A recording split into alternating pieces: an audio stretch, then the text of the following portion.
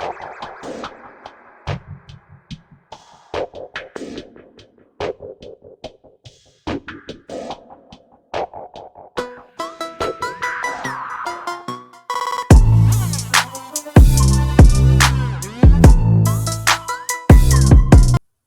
everyone. Welcome back to Sports Addict, where sports it's all that matters. On Sunday, February 2, 2025, the Lakers made a shocking trade and move. Getting Luka Doncic and trading Anthony Davis. I mean, there were other players in that trade involved, but the main focus of the trade is Luka and Davis. And the Jazz. Was a three-way trade. Talked about a little bit in my last video. Could the Luka trade mean the start of a new Laker dynasty, you know, in the future? And they just, you know, traded for their replacement center. His name is Mark Williams from the Hornets. And this was today, a few hours ago. Uh, they traded Mark Williams to, like I said, he was for the Hornets. Lakers received Mark Williams. The Hornets received Dalton Nitchett, Cam Reddish, 2030 first round pick swap, 2031 unprotected first round pick.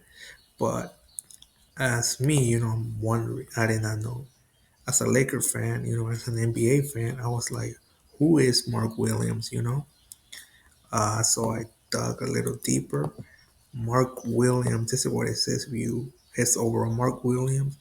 Mark or Wafemi Williams, an American professional basketball player for the Charlotte Hornets of the National, NBA. He played college basketball for the Duke Duke, Blue Devils. He was born 2001, age 23, Norfolk, Nor- Norfolk. His height is 7 feet. His weight is supposedly 240 pounds. He joined the Hornets in 2022. He played for Duke in 2020 Education IMG Academy. He was drafted like his 2022 first round, 15 overall pick. For those that do not know who Mark Williams is, I didn't even know who Mark Williams was. Never heard of him. But let's check his stats. His first year, he played 43 games, 19.3 minutes. He averaged 9 points, 63.7% in field goals, 0 threes attempted, 7.1 rebound, 0.4 assists, 0.7, you know, steals. Then his following year, he played 19 games only. 26.7 minutes, a little bit more minutes, 12.7 minutes, 64.9% of field goals, 0 3 pointers again, 9.37, 9.7 rebounds, 1.2 assists, 0.8. So his following season, after his rookie season, he played a little better. But what worries me, honestly, is that 19 games played only that season prior to his rookie year playing 43. Hopefully, we do not get another Anthony Davis, I'm not saying that Davis didn't play well, but, missing, how he was always injured, this is what worries me, honestly. Then 2024, 2025, which is this season, 23 games played, a little better, but still worrying. His minutes went down 25.0. His points went up 15.6, not by a lot. His field goal percentage went a little bit down, 58.6, which still ain't that bad. I mean, he's has attempted three-pointer, but 0 percentage. Probably missed them all. 9.6 rebounds. I mean, he dropped maybe 1%. 9.6 this year, 9.7 last year. 2.5 assists. 1.2 improved there. 0.7 steals. That's his average of steals. Like his rookie was that, in this season, then last season was 8. Let's talk about like his games. January 30, he played 30 minutes, 13 points, 5 for 14, 0 3-pointer, 13 rebounds, 2 assists, 1 steal, 3 blocks, and this was against the Mavericks.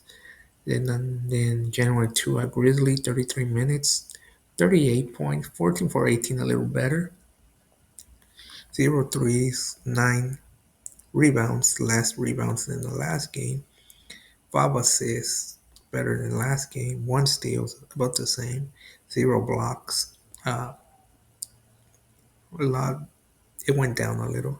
And January 24, he played Trailblazer, 31 minutes, 15 points, 6 for 12, 0 3. I mean, before I go to the next games, I'll say he has scored 0 3 in the last few games, which obviously he hasn't scored threes, at all, basically. Like you saw the stats I was reading earlier. 9 rebounds, about the same as three. I said like the Grizzly game. 1 steal, 3 blocks like the Mavericks game. Then against the Pelicans, seems like he did not play at all. Then let's see how he did against my Lakers. 33 minutes. It feels like that's his average time. During these games in January, 30 plus minutes, 11 points. Nah, he didn't do that great. 5 for 13, 8 rebounds, 5 us, 1 steal, 1 block. I mean, we still had Anthony Davis. So then he didn't play against the Nets. He didn't play against the Clippers. 32 minutes against the Nuggets, 20 points, 8 for 17, 15 rebounds. Did a lot better than the other games. 3 assists and 3 blocks, 0 steals. Wizards 23 points, 7 for 12, 14 rebounds, 2 assists, 1 steal, 1 block, 25 points, 6 points, 2 for 8, 5 rebounds, 2 assists. So those are his stats. And his career stats are 85 games played. Not that bad, I'll say. Not that bad in his first 3 years. 22.5 minutes, 11.6 points, 62.1 field goal percentage, 0 threes, 8.3 rebounds, in his career, 1.1 assists, 0.7 assists. I mean, we do need a center, after trading Anthony Davis to the Mavericks, but honestly, I don't really, I mean, the thing that worries me is how many games he played last season, which were 19 compared to his rookie year, which he played 43. And this year he has only played 23 games. So, I mean, that worries me. But he has played 85 career games. So, I mean, I feel like it's not like he has missed a lot. I feel like he's 23 years old. So, I mean, he has a lot of time to improve. But, I mean, we needed a center. I mean, he's has some good games looking at the stats, you know. February 3 and February 1st were his best at rebounding. So I'll take that. Then January 20 were his best games. Then in points, February 23, February 20th, there he has good and off game. He has good games and off games. Looks like looking at his stats. I never seen him play, but hopefully, it won't. I feel like it won't be the same. It's not like Anthony Davis and stuff, but Davis would always get hurt. And this player seems similar to Davis, because like I was saying, his rookie year, he played 43. Uh, Last year, he played 19. This year, he's playing 23. He has only played 23 games.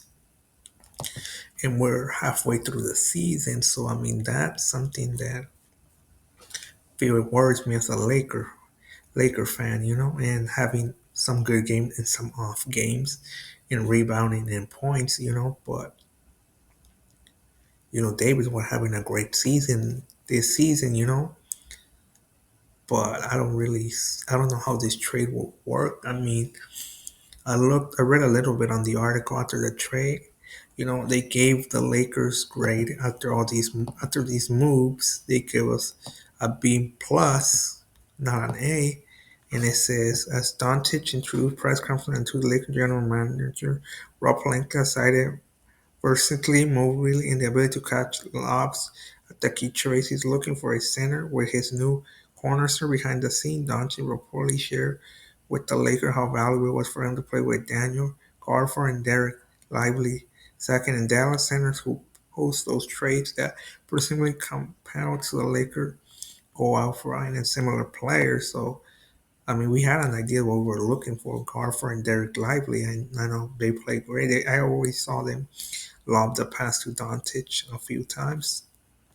They're done so in Williams, an elite 7 footer that should fit with Doncic and LeBron James. Williams averaging nearly 16 points per game. This season, almost all of them come out of shots created by teammates in pick and roll. As a reminder, he's playing for that low, lowly Hornets before. Now he has two of the greatest pick and roll players in NBA history. But aside that explains why they traded him, even though he, like I said, the stats that I mentioned, but we had two good players, and and LeBron and Doncic that play great pick and roll, so that probably will suit him well. He is a strong offensive rebounder, puts back misses from his teammates. Well, that's good to know. The stats don't say that, but reading this feels makes me feel a little much better about the Williams trade. The offensive fit here is a no-brainer. That's he that he's also sorely underrated. Perhaps that can make plays out of short roll and just a bonus. Nice to hear that. The immediate question come on defense. Yep, I knew something was up with this guy. Williams has one of the two highlight plays per game that leave you convinced he's a bound for all defensive selection. According to Crafted NBA, he has the 10th longest wingspan in the NBA at 7'6.5". Players that big should not be able to move as well as he does. He has also all the tools he needs to still defend. It just happened consistently, yet too frequently he is caught out of position or napping back cutter. Now that's gonna be a problem. I mean, the Lakers we have not. I mean, we still haven't been playing great on defense, but this is just gonna be an issue. In fairness to Will, he's a young center playing on a bad team. Probably that can be the case. I mean, I feel like maybe he can get better on defense, and stop lacking on defense in some plays. Because like I'm from what I'm hearing, from what I'm reading, he has potential on defense. He just needs to stop lacking on certain areas, like one they mentioned. I feel like never seen him play, but I'm assuming that's an issue that can be fixed. Think about how much better Garford got in Dallas. He was underwhelming defender with the Wizards, but almost immediately grew into a high-end rim protector on the Maverick. Williams should get better with both age and time in a better environment. Yeah, it could be that. He's 23 years old. He still has time to, you know, become a better defender. Hopefully it's the same case as Garford when he was with the Wizards. He played horrible, like they're saying. On defense, he got better, but hopefully that helps. And especially having Doncic, having a superstar like Doncic on your team. I know the Hornets have LaMelo, but you can't compare LaMelo to Doncic, obviously. The Lakers will have to hold him accountable, but there's no reason to believe that he can't grow into a strong defender cast centerpiece. I mean, there's some, pros and cons with Williams, but let's see how this plays out. And the question says, so why a B instead of an A? A few reasons. Health is the biggest. I knew it. I knew it. That's what I was talking about, earlier about how many games he has played. I knew something was up. Let's see what it is. Williams has played just 85 games across his first three seasons. And back in ruining his sophomore season a year ago. No wonder he missed a lot. Foot injury have lengthened this season. No wonder he missed a few in February. The Lakers are reportedly confident in his medicals, but But any time a player has missed this much time, has to be concerned and consider health risk moving forward. Yeah, that's what I was saying. We got rid of Davis for that reason, and we bring someone with a similar injury history. Now some drug risk and component of roster building what makes the risk so scary for the league, however, is that they were already pretty limited in assists they had to work with. They all one for a round pick out the Hawks from the Davis trade, another to the Jazz from the Russell Westbrook trade. They gave the Mavericks their 2029 first round pick to get Doncic in their 2024 first round pick. Kenton Nietzsche now plays for the Hornets. And this is there's more information.